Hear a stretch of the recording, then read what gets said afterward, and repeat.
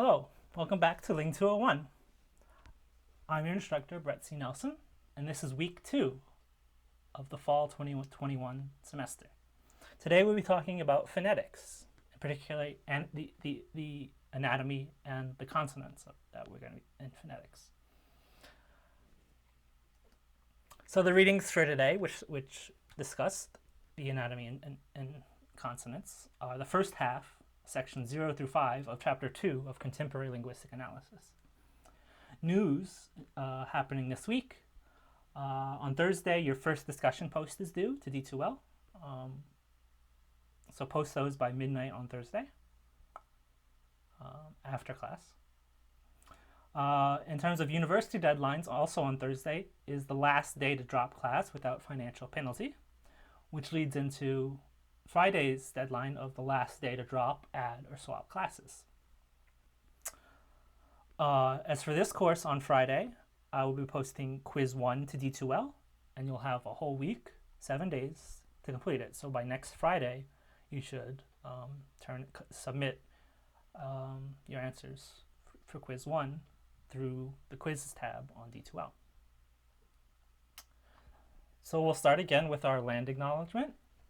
Today we're here learning in the area where the Bow and Elbow rivers meet in southern Alberta, a place known in Blackfoot as Mohkinstsis, a name now used to refer to the city of Calgary. This land lies within the territory of Treaty 7, which was signed by this land's stewards who were representatives of the Blackfoot Confederacy, the Tsuut'ina First Nation, and the Stoney Nakoda. Additionally, this land is home to speakers of Cree and Ktunaxa, as well as members of the Métis Nation of Alberta. So I'm a newcomer to this land. I'm come from Louisiana, or Bobancha, the land of many tongues at the mouth of the Mississippi, the great river in Ojibwe. So I strive to learn more about the land, its peoples, their languages, and their histories every day.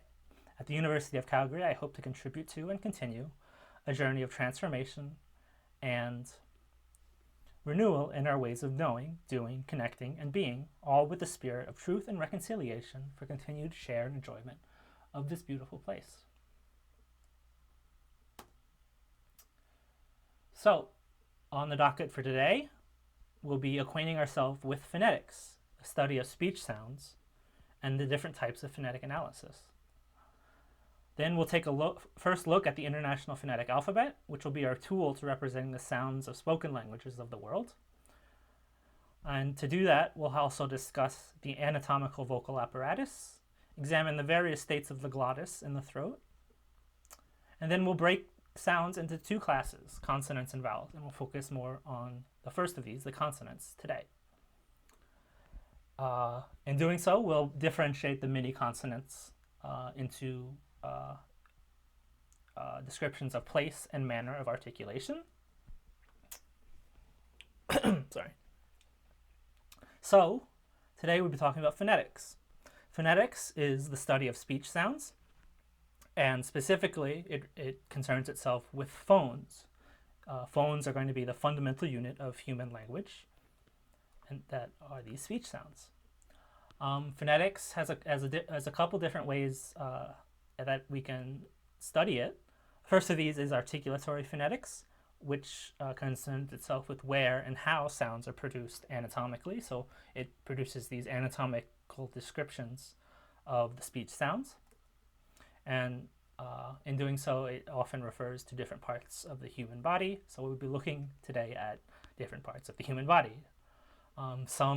If you were to Google image search some of these, you could get even actual images of inside the human body. So that's a content warning out there for you. Another type of phonetics is acoustic phonetics, and this is where you take the actual measurements of the vibrations in the air, which is produced when we produce our sounds. And so with acoustic phonetics, we'll often be looking at, for visualizations, these waveforms, which is the top half of this image, which has various disturbances in the air flow as measured over time. And then at the bottom of this image is the spectrogram. So you could either look at the waveform or the spectrogram. Sometimes, usually, you look at both at the same time, which is why they're here together at the same time, in order to talk about the acoustic phonetics of a spoken language. However, in this course and for today, we'll be mainly keeping to articulatory phonetics. So we'll be describing where and how sounds are produced anatomically. So the main output of acoustic phonetics is transcription. And so in order to transcribe something, you need a writing system. So the writing system that most linguists use and which we'll be using is the International Phonetic Alphabet. So this is the standard within linguistics. The goal is to represent any sound in any spoken language using the set of symbols given by the International Phonetic Alphabet. Because it's supposed to represent any sound in any spoken language, it's considered a universal system. It's one system for all of the spoken languages. A guiding principle of the International Phonetic Alphabet is that each sound is represented by a single symbol. And these symbols can be called segments. We've also called the sounds phones. So if we're representing a single sound by a single symbol, and the sound is called a phone, and the symbol is called a segment, then the segments can also refer to the phones by the transitive property. To get what I'm talking about here with a single sound represented by a single symbol, we can compare sentences written in English to those written in IPA. So here we have a sentence written with English spelling or English orthography, the way English is written, orthography. So this is a sentence written in English orthography. You can see when you compare it to this sentence written in IPA, the one written in English seems a bit longer, and I'll talk about it after I read this sentence. So this is a sentence written in IPA. So as we see, it's a bit shorter than the English sentence. Discounting the fact that this sentence uses the word orthography, this one doesn't. It's still a bit shorter, and this is because English sometimes uses multiple symbols to represent a single sound. So the first sound in this sentence is this, and it's represented by two symbols, the T and the H, whereas the same word, the same sound in IPA is represented by a single symbol, this D this cursive looking D with a cross on its stem. So where English sometimes uses two symbols to represent a single sound, IPA tries to use a single symbol for every sound. So the IPA is organized into a couple different charts, and these are based on the sound class. So there's two sound classes. We have the vowels and the consonants. And so you may be familiar with these in previous English or literature or language courses, which talk about vowels and consonants. And we have a similar system here. So we have a vowel chart on the top and the consonant chart here on the bottom.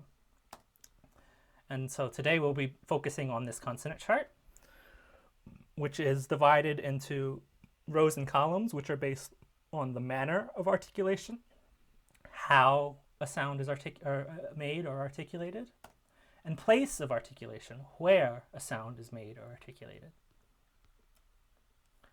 So since we're talking about where sounds are articulated, we need to talk about places in the human body where they can be. And in order to do that, we have to study the anatomy of the human body.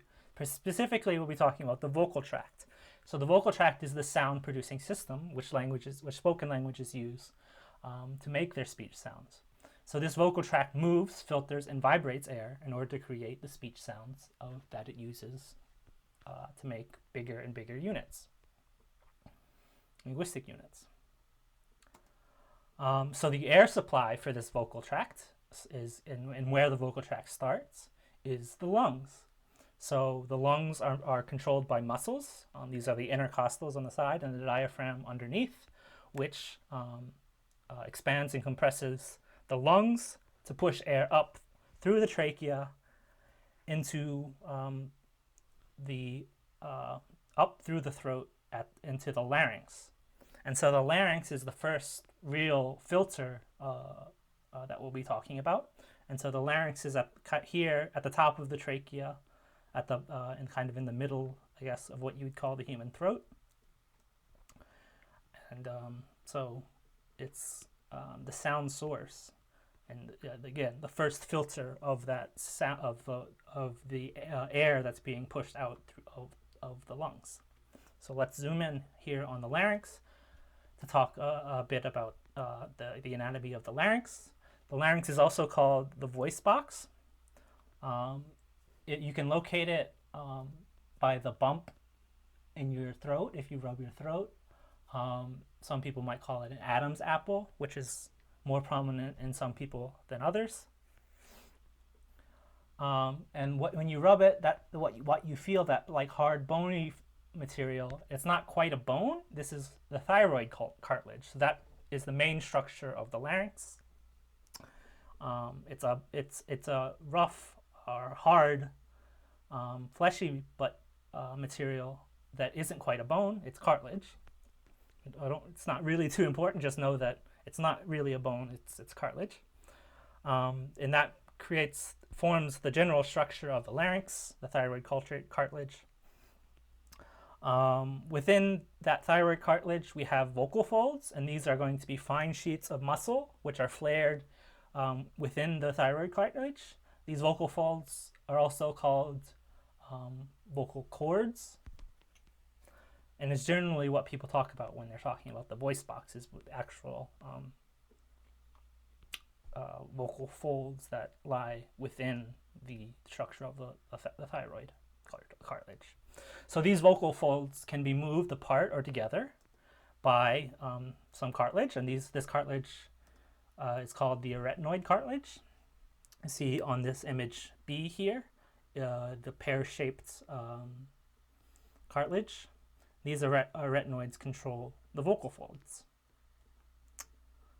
And this allows the air to pass up through the larynx and up into the rest of the throat, and eventually the mouth and out, to produce speech sounds.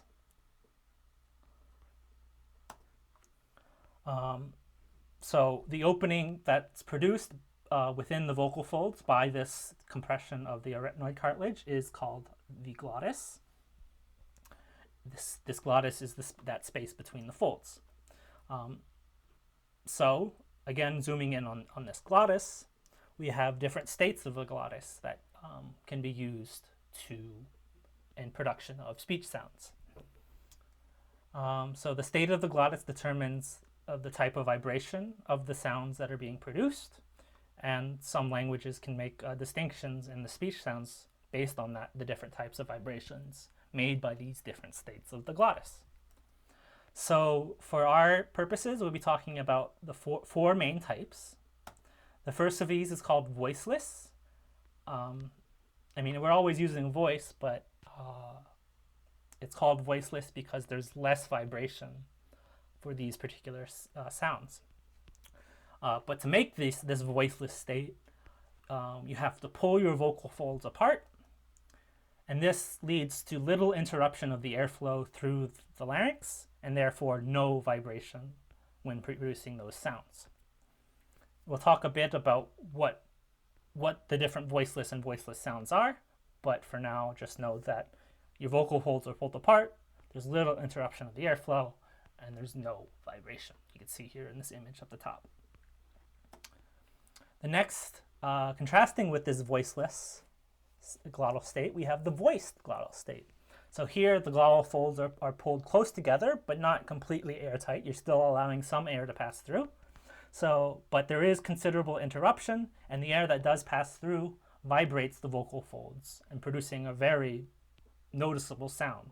So the difference between s and z, s, z, the S and the Z sound is one of this glottal state. The S is voiceless, there's no vibration, and the Z, is voiced. So if you put your finger to the outside of your throat, you could feel that vibration when you produce that zzz sound. And that vibration is the vibration of the vocal folds. We call that voicing. Another type of glottal state that is sometimes used in English is the whisper glottal state.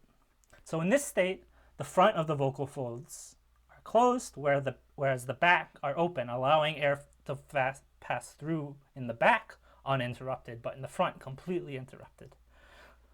So overall, this creates some interruption, but doesn't create an interruption that vibrates the vocal folds. So this is considered a non-voiced glottal state that is distinct from that of voicelessness.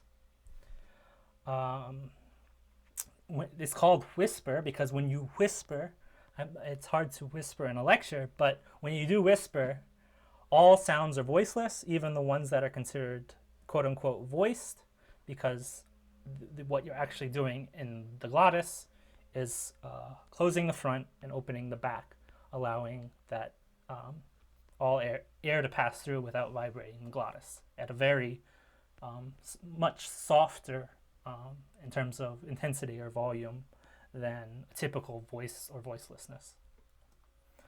Another type of glottal state we can talk about is the murmur state. So here, if we look at the image, it is a moderately closed glottal state, and that is more relaxed than voice. So you see the opening is a bit wider than the voiced state. So because it's wider, there's less interruption. However, because it's loose, it's allowed to vibrate a bit more. And so it is considered a voiced state, but just with a bit more air allowed to pass through without interruption. So English doesn't often make use of this, but Hindi-Urdu language pair, that pair of languages in India, Pakistan, does make use of this. So the word like ghee, you get that vibration in the vocal folds, but you also get kind of a puff of air with it as well. So that's a murmur. But the two main states that we'll be talking about in this course for English are the voiceless and voiced, because they make up a fundamental contrast within English sounds. And so we'll talk more about them when we get into the actual English sounds. So after the air exits the glottis, it goes up into the throat, which starts the oral cavity. So oral comes from Latin pertaining to the mouth. So it is the space from the pharynx, which is just above the larynx, just the throaty bit between the mouth and the larynx. That's the pharynx.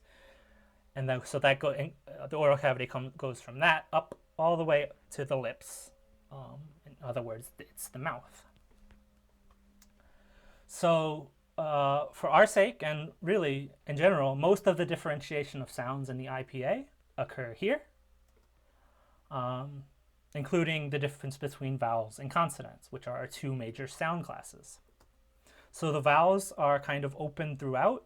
The shape of the oral cavity might change based on where the tongue is, but there's never really any constriction for the vowels. We'll talk more about that next week.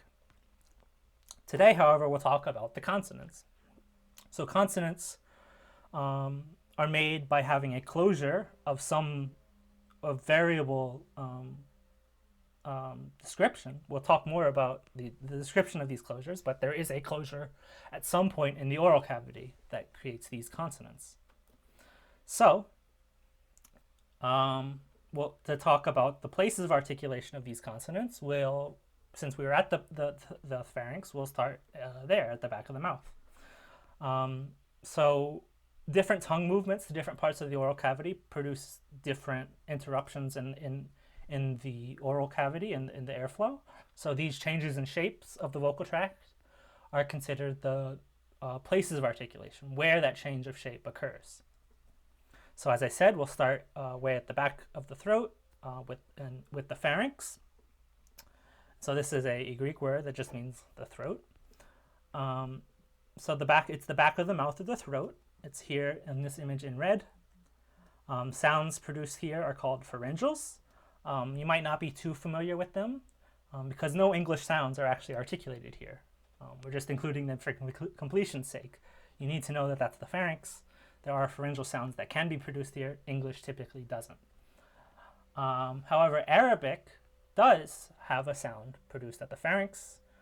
It's spelled with this letter ghain, and this is a pharyngeal fricative. Ghain. So that's as best as we can get. If anyone's familiar with Arabic, they can show all their friends what the pharyngeal is. But in English, we don't really have anything we can point to. But that's what we will point to. We'll just point to Arabic instead. Moving up, we have the uvula. So that's the dangly thing at the back of the throat.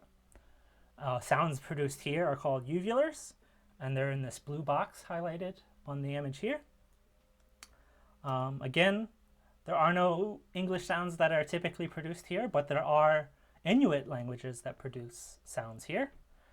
These sounds are called uvulars. So the sound k in Inuit is a uvular stop. We'll talk more about what the stop means in a bit, but in terms of the place of articulation, it is a uvular. Next, again moving up and closer to the lips, we have the velum. So here is where we start to get into sounds that English does, places where English does make articulations. So the velum is the soft tissue separating the mouth from the nasal passage. That'll be important when we talk about sounds that do utilize the nasal passage. But the soft tissue is here in lavender, right here. And this is called the velum. It's much softer than the tissue that's at the front of the mouth, which we'll talk about in a bit. So the English sounds that are produced here at the back of the top of the mouth, which are called velars. English has a couple of them. So the hard C or the K sound in English is a velar stop. So the initial sound in the English word cot is a velar sound. It's a velar stop.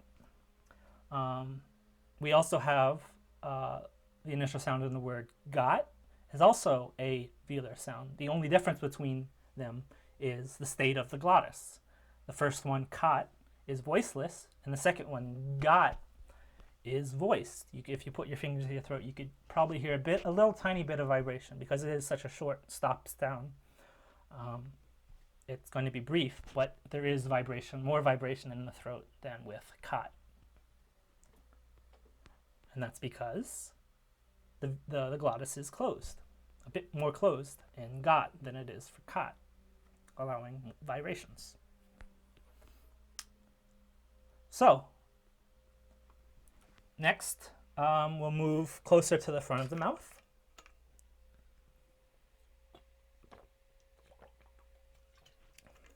Articulating these sounds needs water. So, as I said, we're moving closer and closer to the lips. Next, we have the palate, which is the roof of the mouth. So here in red, it's a bit longer than what we've been talking about so far. It's a bit wider of an area to aim for. So these at the roof of the mouth, it's a in variable softness from the very soft velum closer to the front. It gets a bit harder. We could talk about the soft and hard palate. So sounds here are called palatals, and if they're close to the harder part, then they're called alveopalatals. So English has a few sounds at the palate. For example, the final sound in the word fish is a voiceless palatal fricative. And this contrasts with the voice sound that's spelled with the S, or this Z-like looking thing. It's also spelled with a ZH sometimes. Whatever you spell it with, it is the middle sound in the word of measure, measure. So you have fish and measure. Again, we're talking the difference between these two is the difference in glottal state that we talked about earlier. The first is voiceless, the second is voiced. Moving even further, we have the part of the mouth that gave its name to the alveopalatals, and this is the alveolar ridge. Sounds that are produced specifically at the alveolar ridge are called alveolars. If they're produced in the area intermediate between the alveolar ridge and the palate, then they're called alveopalatals. So the alveolar ridge is the much harder part of the palate, which is right behind the teeth. There are a few sounds that are produced here. For example, the sounds that are produced that are spelled with the letter S or the C, which is the soft C, or sometimes both, as in this word, seen. Seen is produced with a constriction at the alveolar ridge, so we have an alveolar fricative there. Another sound produced at the alveolar ridge is the alveolar nasal, which is the N sound in near. The tongue is touching the alveolar ridge, so we have an alveolar sound. Moving even further and to a much harder bit of the mouth, we have the teeth, and these are the same teeth that are used to chew food. So we have a doubling up of the functions. We have the kind of survival functions, which are to chew on food to make it smaller and digestible. But we also use the teeth to produce speech sounds. And these speech sounds are called dentals. So that dental refers to the Latin word for tooth, dent, or dont. And so the sounds produced with the teeth, or with the tongue touching the teeth, are called dentals. So I colored on the diagram here in green. So English has, again, two sounds at the made that are considered dentals. We have sounds which are produced by putting the tongue between the teeth. They're also called interdentals, specifically. We have, again, the two, which are this and three. So the initial sound in this is the voiced interdental fricative. This, and the initial sound, which is also spelled with th, is in three, is the voiceless one. So this, feel your finger to your larynx. You could feel the vibration. This, and three without the vibration. Three. So that is a voiceless interdental fricative in three. Next is a much softer, but still nonetheless important place of articulation, and that's the lips. Doesn't need much of an explanation. Most of us see lips every day. So these are the lavender bit on this diagram. These sounds produced here are called labials, the Latin of lips being labia. So we have two lips. So when we put the lips together, we can make different articulations. So in English, we have three bilabial sounds, which are made by putting the lips together. We have the p in peer, that's the voiceless stop. We have the b in beer, which is a voiced stop. And we have the m in mere, which is the bilabial nasal. We'll talk about what that means when we're talking about nasals. We saw that the n sound in near and the m sound in mere are both nasals. And they're a bit different than the p sound in peer, the b sound in beer. However, when we're talking about the labials, p, b, and m are all bilabial sounds, which are made with both of the lips. So we talked about these various places of articulation, and the IPA organizes itself in this chart based on the places of articulation. So these charts are available in your textbook, and they're always written out with the different places of articulation divided based on the columns in the chart. So the columns are based on place. And so that's these columns along the top that label. So if you imagine the left of this table being the front of the mouth and the right of this table being the back of the mouth, we have the lips, the bilabials on the left, and then we have a combination of the labials and the dentals with the lips touching the teeth with labiodentals. English has two of these, the f and the v sounds. We'll talk a bit about those in a second. Then we have the interdental sounds, the th and the sounds. Then we have the sounds that are a bit further back with the alveolars, the t, the d, the n, the r, the s, the z, the l. All of these are alveolar sounds in English. and in general. Behind those are the postalveolar, the palatal alveolar, the alveopalatals. Any combination of those, it refers to the area between the alveolar ridge and the palate. And so that's, in English, we have sh and zh with this long S and this Z-like thing. Moving back, we have the velar sounds. So we talked about the k and the g sounds. And behind that, we have the uvulars, the pharyngals, and then all the way down to the glottal. So when you just, there's no oral closure, but you just stop all airflow at the glottis. That's a glottal stop. So like the initial sound, or you could allow air to pass through kind of uninterruptedly. We have the glottal fricative, the h, the lowercase h here, h, h. It's a bit harder to make that kind of super continuous. But you are allowing air to continue to pass through while articulating that with ha, ha, ha, ha, ha, ha. So that's how the IPA is divided its columns. But what do these rows refer to? Well, those are the manners of articulation.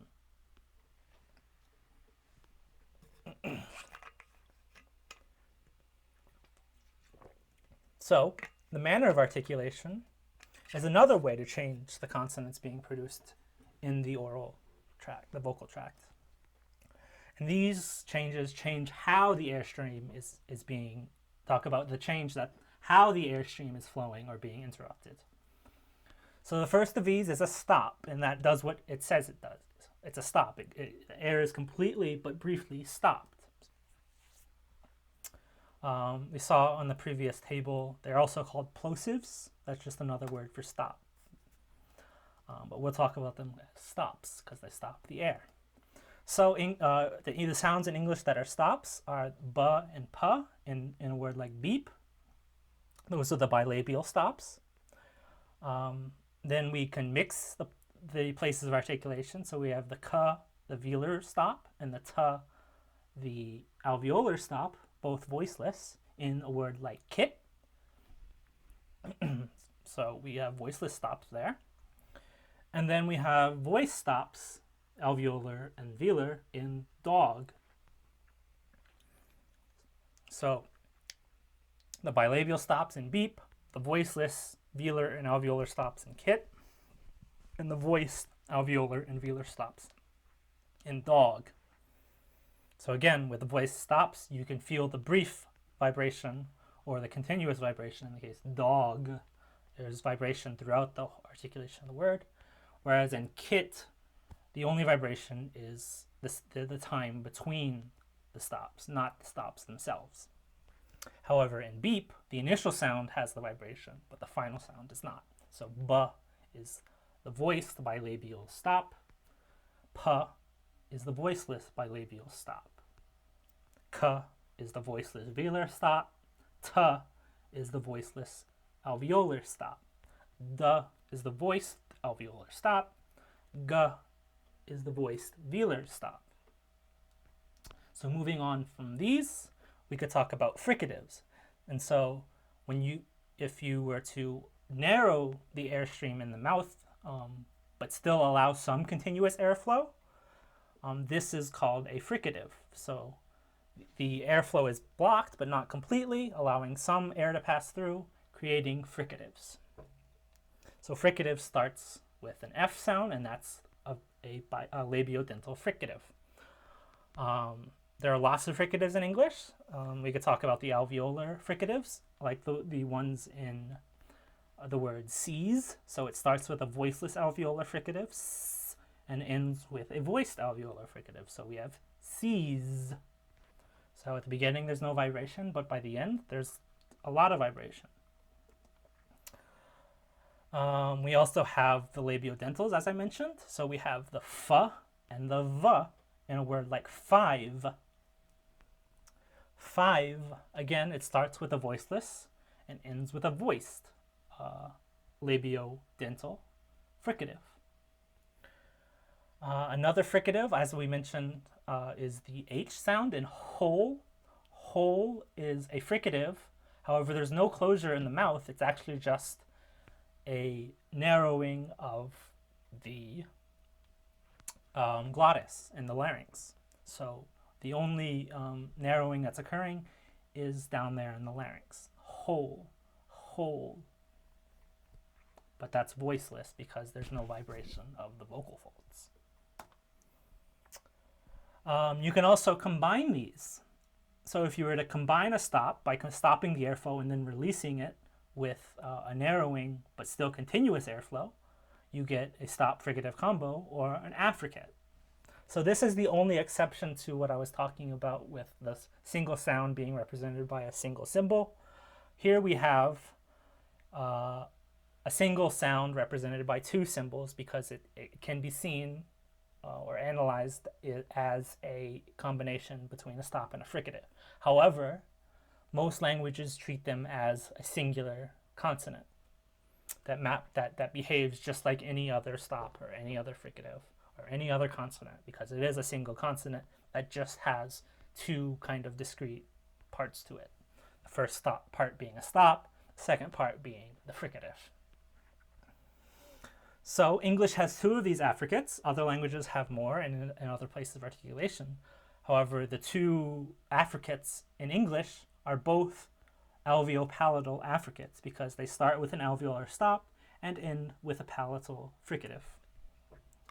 And so these are the alveopalatal affricates of English. We have the two consonants, the first and last consonants of the word church, which are spelled in normal standard English orthography with a CH. However, in the IPA, they're spelled with this T and long S because they, as I said, there starts with the alveolar stop and ends with the palatal fricative. So we have church at the beginning and end. There's that palatal alveolar affricate or alveopalatal affricate. Again, we're talking about combinations of different places. And it's kind of the intermediate area anyway, so you could call it alveopalatal, you could call it palato-alveolar, you could call it post-alveolar because it's that area between the alveolar ridge and the palate.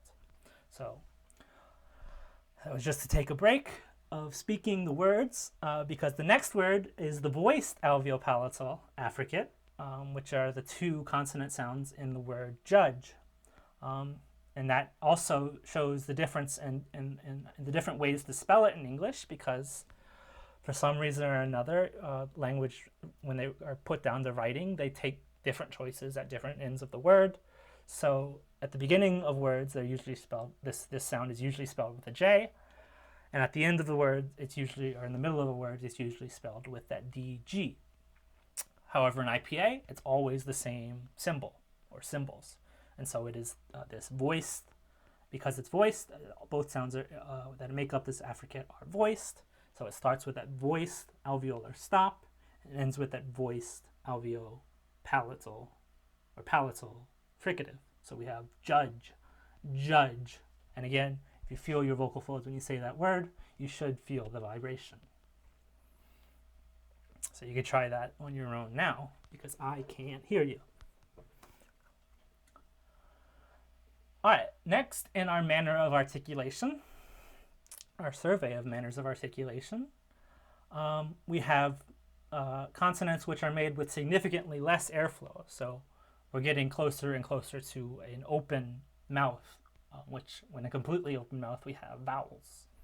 But these are still consonants because the oral cavity is a bit more restricted than it is with the vowels, but not at all as restricted as it is with the stops and fricatives and affricates. So the first of these, with significantly less constriction of the airflow, are called liquids. And fortunately for y'all, for English, and we're only really be talking about liquids in this phonetics course in English, or in this phonetic sections are the ones in English, and all of these liquid sounds are alveolar. So within these the class of liquids, we can divide them again First, we have the laterals, and these can be described as the L sounds. So, like the initial sound in the word liquid, or the initial sound in the word lateral, again, or the final sound in the word lateral is an L sound, and it's called a liquid. It's written, thankfully, in IPA with that L symbol. Next, we have the other type of liquids, which are called rhotics. And again, thankfully, rhotic starts with a rhotic sound, and rhotics are those sounds which are spelled with R. Anything that's R-like is considered a rhotic.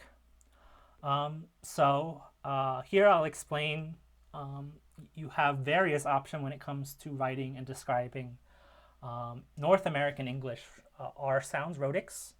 So they're pretty special and honestly rare throughout languages of the world. So in a word like real, there's a bit of a bunching of the tongue in the front of the mouth and a bit of rounding of the lips, to be honest.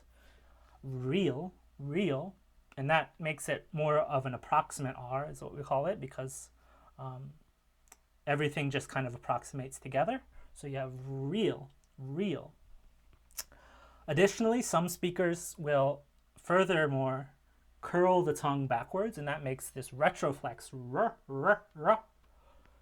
and so all of these can be written with different symbols in the IPA, and in this course, as long as you're using either the regular R, the upside down R, this upside down R with the tail, the hook, it describes some type of R in North American English, which is mainly what we'll be describing in this course. So as long as you're using one of those three to talk about this consonant, you're fine in this course. There are, however, other rhotic sounds in languages of the world. Most languages use this flap or tap. English does use this sometimes. However, it's not often spelled with the R sound, this R symbol. So whenever there's a quick tongue tap to the alveolar ridge, that's an alveolar tap or flap. You could use either. For our purposes, there is a minor distinction between flap and tap, but for our sakes, it's the same.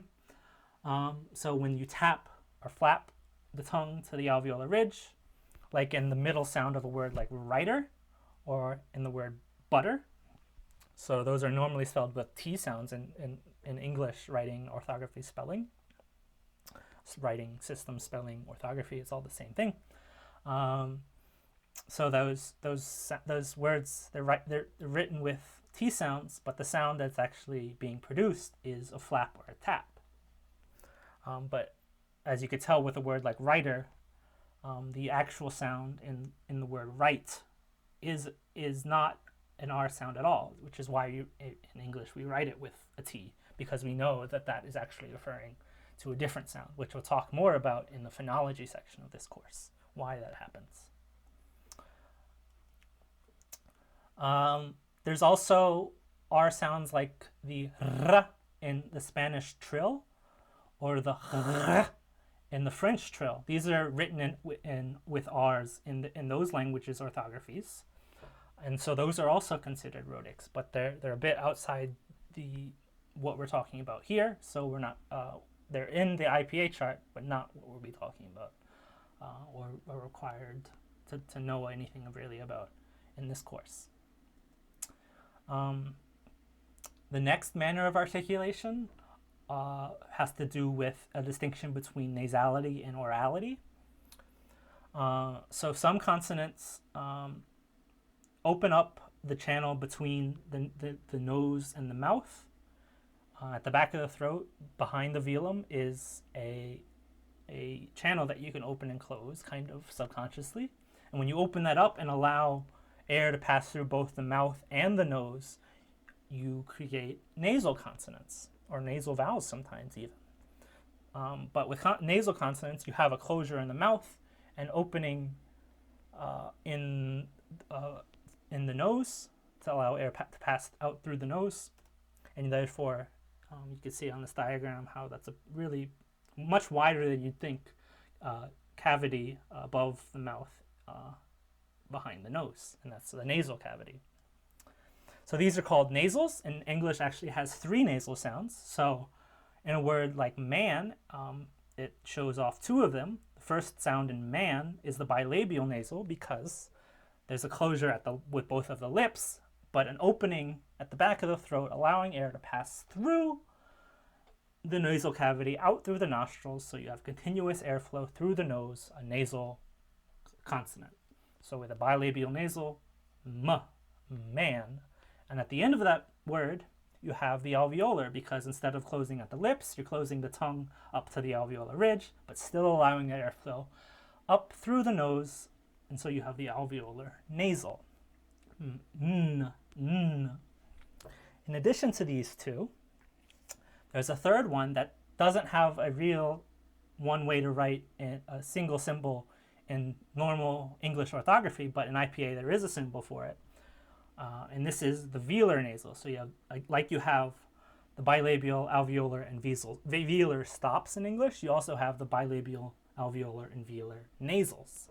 So again, you close the tongue to the back, to the velum, and then open up the channel between the nasal cavity and the oral cavity. Air passes through while you have that closure of the velum, and so you get the final sound in the word ring, ng, as the velar nasal consonant. And so with this distinction between nasality and orality, basically if it isn't nasal, if you don't have sound allowed to pass out through the nose, then it is an oral sound because air is only passing through the oral cavity. When it is nasal, air passes through both the nasal cavity and the oral cavity, with somewhat of a closure in the oral cavity.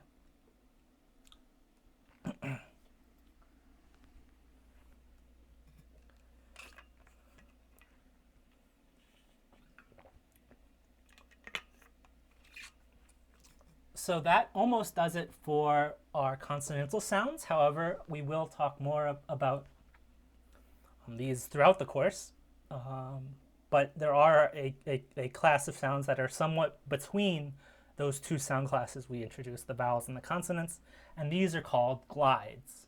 They're called glides because you're kind of gliding the tongue between two different places in the mouth.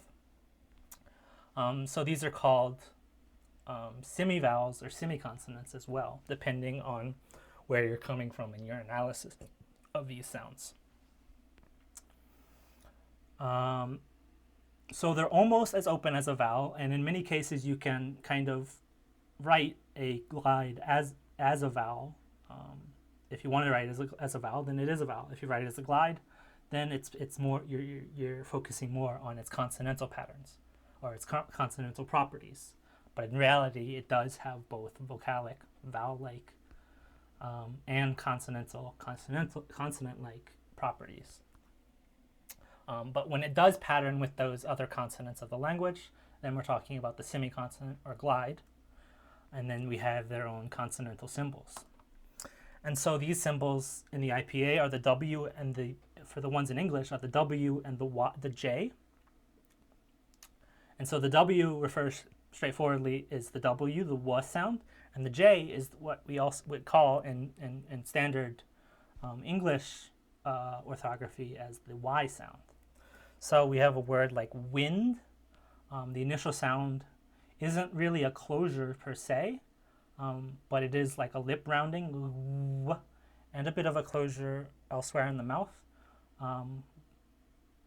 But this somewhat open sound is the glide, the w, and so that's the labiovelar glide, w.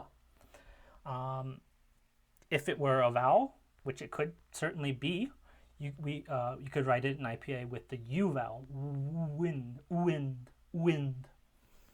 So when the space between if you were to try to transfer or progress between the U and the E vowel, you would pass through what is called the glide. So that's why it's called the glide. When you're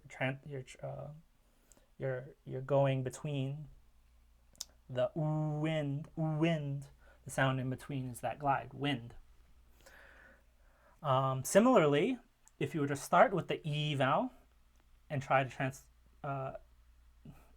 go to another place in the mouth, you'd get the y sound, and that's the palatal glide. Yellow, yellow. So imagine that it's an E out in front of that. If you go anywhere else in the mouth, you'll go through what is considered that glide, and so you'll have yellow, yellow, yellow. And so in English, when it's preceding another vowel, we can call it a consonant, because usually you talk about going the progression between consonant, vowel, consonant, vowel, consonant, vowel. That's the way most spoken languages try to be. So when you, instead of having two vowels in a row, you have that palatal glide, or the palatal semiconsonant before the e. So you have yellow, yellow, and that is the palatal glide. Labiovelar glide, wind, the w, wind, and the palatal glide, y. So those are all of the English consonants, I think. Yes, let's go up to the chart to see.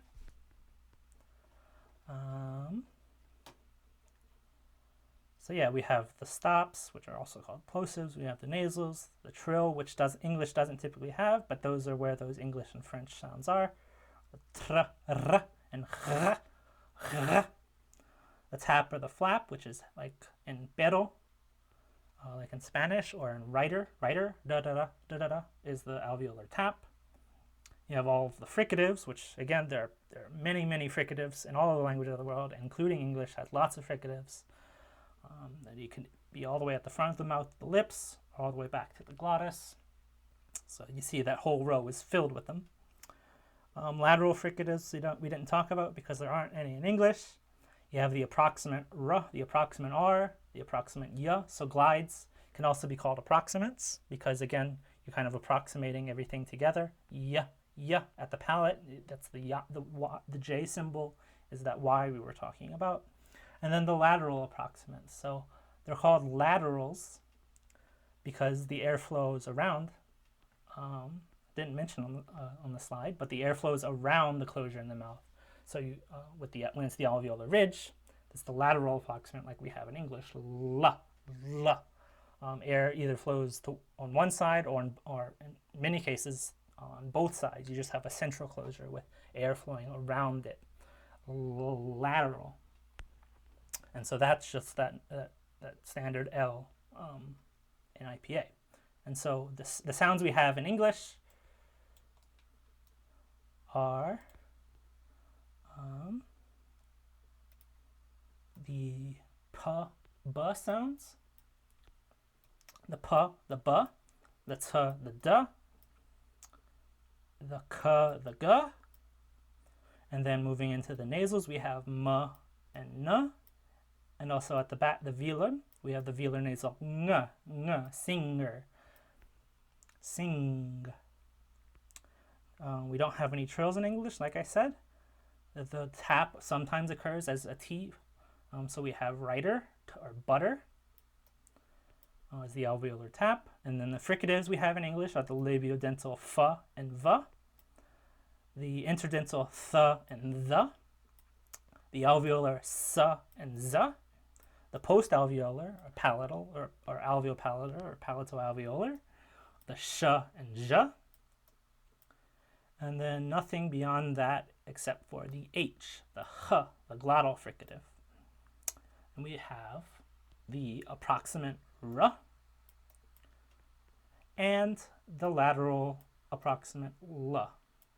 And if we talk about the glides, we have the y, which is the J, and also the w, but because it's both a labial and a velar, it's not on this, but know that there's another semivowel, semiconsonant glide, which is written with the normal W, w. So, those are the consonants of English and where they are in this IPA chart. We'll talk a bit more about the requirements of what you'll have to know about the IPA, but for this course, I'll be just assessing you on your ability to navigate this chart, basically. If I give you a description, and we'll talk more about this in the practice sessions, if I give you a description, that just gives you the place of articulation and the manner of articulation, as well as the voicing or the glottal state, you should be able to find a symbol for it. Likewise, if I give you a symbol, you should be able to come up with a description based on the place of articulation and the manner of articulation, as well as the glottal state. And if you see here at the bottom, where symbols appear in pairs, the one to the right represents the voiced consonant. So on the right side of each of the cells is the voiced glottal state, and the left one is the voiceless. So for some of these, there's only ever voicing, so they're always voiced for the most part. But when they appear in pairs, they are the left one is voiceless and the right one is voiced. So we saw that with pa, ba, ta, da, ka, ga, fa, va, tha, tha, sa, za, sha, zha. That's it for English. But you see, there's all sorts of possibilities, and even some speakers of English might have different sounds within this table. And of course, languages of the world will also use other symbols on this table. You see here that the shaded areas denote articulations judged impossible by the International Phonetic Association. So those are those darker areas. There's a video I've posted to the D2L page which talks more about why those are considered impossible. But for someone with some say in the International Phonetic Association who comes up with the International Phonetic Alphabet and these charts has deemed them impossible. So for now, we know that we don't even need a symbol for them because they're impossible. But the other white areas are sounds that are considered possible. So if we needed a symbol, they are available. But for our purposes, they're kind of really extra, and they would just kind of clog up all of this space on the chart. So for now, just be able to recognize the different places of articulation and the different manners of articulation along with the glottal states.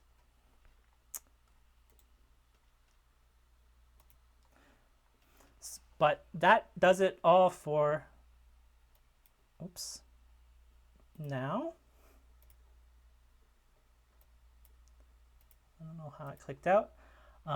So I'll just close with the news for this week. Happening this week, we'll have our Thursday discussion meeting as normal. After that will be your discussion post 1, which has to do with the transition between, that's the word I was looking for earlier, the transition between the first chapter and the second chapter and connections therein and therefrom. From there. In terms of university-wide news, on Thursday is the last day to drop a class without financial penalty if you're looking to do that. Following that on Friday is the last day to drop, add, or swap class. And then on Friday for this class, I'll be posting quiz number 1 to D2L in the quizzes tab, and you'll have a full week to complete that. The readings for next week are the remainder of Chapter 2, having to do with phonetics. So sections 6 through 10 of Chapter 2 in Contemporary Linguistic Analysis. But before then, we'll be meeting on Thursday to talk through any questions you might have regarding this lecture. I'll also have some discussion questions ready for you, as well as some practice problems that'll ask you to really be able to navigate that consonant chart, like I said. So be ready for that. There'll be questions having to do with that probably on quiz 1, which will also ask about anatomy. So that about does it for now. So thank you for watching, and I look forward to hearing your questions and comments later this week.